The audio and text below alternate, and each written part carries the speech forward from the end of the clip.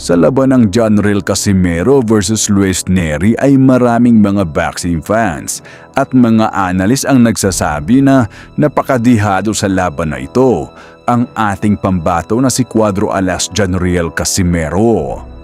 Pinaliwanag ng batikang boxing analyst na si Attorney Ed Tolentino, ang estilo ngayon ni Casimero na sugod ng sugod sa kalaban ay hindi umano uubra kontra dito kay Pantera.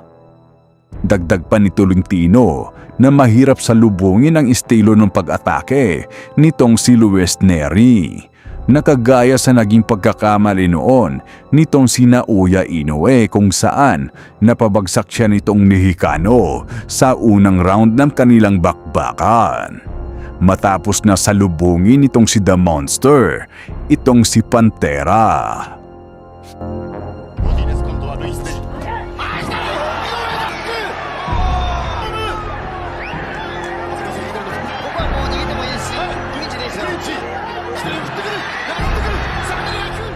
Kaya naman ang suwestyon nitong si Attorney Ed Tolentino ay kailangan umanong ibalik nitong si Jonrel Casimero ang naging estratehiya niya sa naging laban niya noon kontra kay Zolani Tete, kung saan ay madali lamang niyang naidispatsa nitong si Cuadro Alas ang South African World Champion. Kinakailangan ni Casimero ibalik yung forma niya nung nilabanan niya si Zolani Tete for the Bantamweight Championship. Yun ang kailangan na forma. Yun ang gusto nating makita kay Casimero, yung ganung klaseng forma. Hindi nagmamadali, may approach, may tactical approach mga kaibigan, at kumakaunter. Kasi susugod itong si Neri. Kinakailangan huwag salubungin ni Casimero. Kaya naman, upang mas mahimay pa natin kung papaanong mananalo itong si Casimero kontra kay Luis Pantera Neri, ay panoorin natin ang sinasabing laban nitong si Cuadro Alas kontra sa South Africa na si Zolani Tete. Pero bago yan, paki-like mo muna itong ating video at mag-subscribe ka na din sa ating YouTube channel. Maraming salamat mga sir.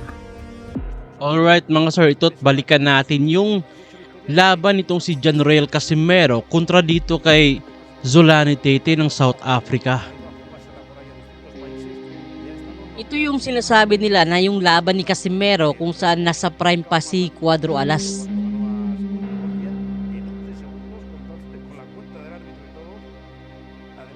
So sinasabi nga ni Attorney Ed Tolentino na yung chance lang ni Casimero para manalo kay Luis Neri ay yung ganitong style ni Jonrel Casimero, no?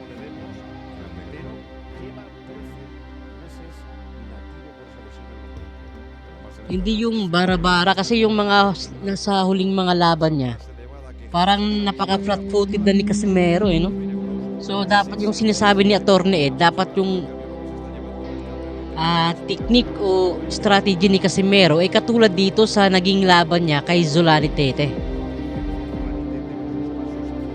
Ayun, kung mapapansin nyo, yung footwork dito ni Casimero, hindi siya flat-footed eh. Mabilis yung footwork niya. Tingnan nyo. Pag umatake si Tete, madali niyang naiilagan eh. Naatrasan agad ni Casimero kasi mabilis yung paa niya dito.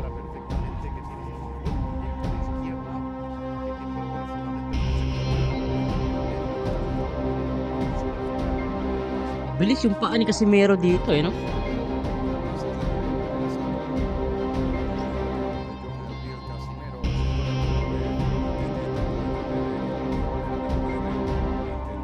So yung kagaya ni Luis Neri na abante lang ng abante yung estilo, eh kung ganitong Casimero lang yung magpapakita sa laban, eh tatimingan niya lang siguro si Luis Neri na pumasok. Tingnan nyo, napaka-calculated masyado yung galawan ni Casimero dito eh. Ayun oh. Di siya maabot ni Zolani Tete kahit mahaba yung galamay niya eh. Mabilis yung footwork ni Jonrel dito.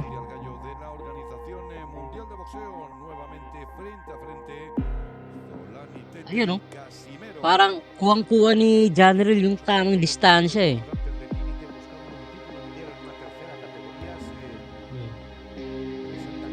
Kaya medyo nahihirapan yung Afrikano dito na patamaan si Cuadro Alas. Yun, nakatama ng body shot si Zolani Tete doon.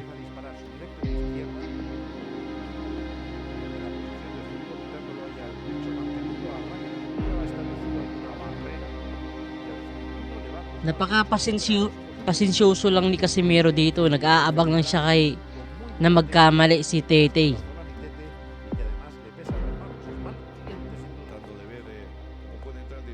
Ang ganda ng step back ni Casimero dito. Yung footwork niya, ang bilis eh. Ayun oh. Hanggang katawan lang talaga ang kayang patamaan ni Zolani dito. Tapos iniikutan pa niya yung kalaban niya.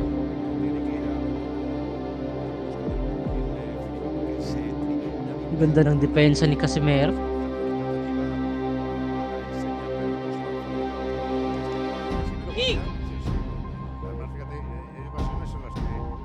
Uy! Yun nga, katawan lang yung kayang patamaan ni Neri dito, ay ni Tete dito. Napakalikot ni General, hindi niya matamaan yung ulo, men. Tapos gumagamit pa ng Philly Shield defense si Casimero dito, kaya napaka, niya, elusive.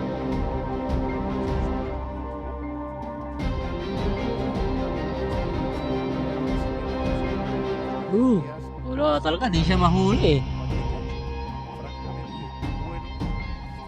Ang ganda ng footwork ni Casimero dito, men. Kung ganito yung Casimero na makakalaban ni Luis Neri, talagang mahihirapan yung Mexicano. Open pa naman yun sa mga counter.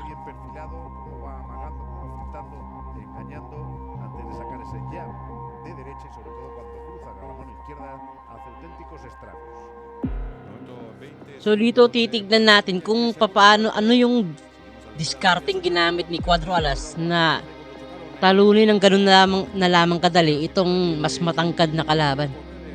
Defending world champion. Yun, tinamaan si Casimero ng jabs.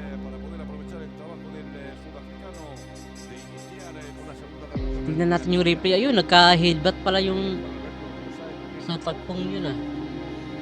Yun, headbutt. So ito, round number 3 na tayo mga sir.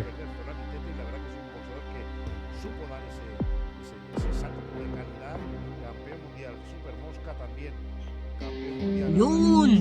Naging mas agresibo na si Casimero dito. Siya na yung unang umatake. Panay feints lang yung ginagawa ni Cuadro Alas dito.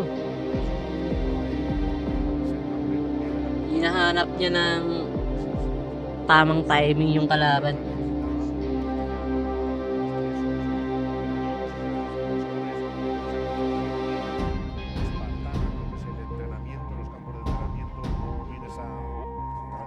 Yun, ang bilis talaga ng reflection ng footwork ni Casimero.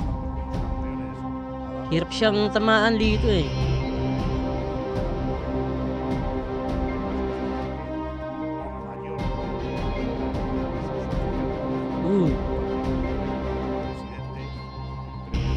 Ang ganda ng depensa niya.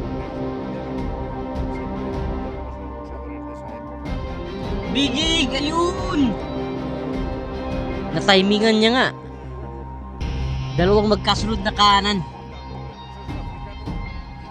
Tinimingan niya yung pagyuko ng Afrikano eh. Tapos sinabayan niya ng malakas na straight.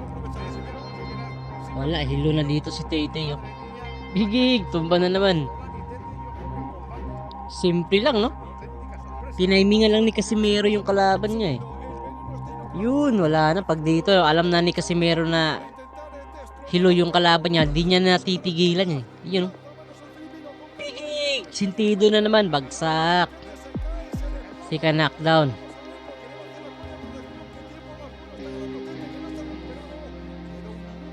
Inilangan na naman yung Afrikano dito.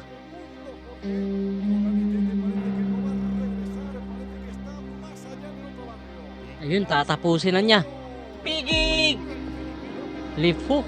Tapos ang laban. Grabe, napakahalimaw ng General Casimero na sa version na to, no? So tama talaga si Attorney Ed Tolentino na ito yung ganitong klase na strategy na Casimero, yung tatalo kay Luis Pantera Neri. So kayo ba mga ma'am at mga sir, ano bang prediction ninyo sa darating na laban nitong si Cuadro Alas kontra kay Luis Neri ng bansang Mexico? At kung bago ka pa lamang dito sa ating channel ay mag-subscribe ka na at i-like at i-share itong ating video. Maraming salamat mga sir.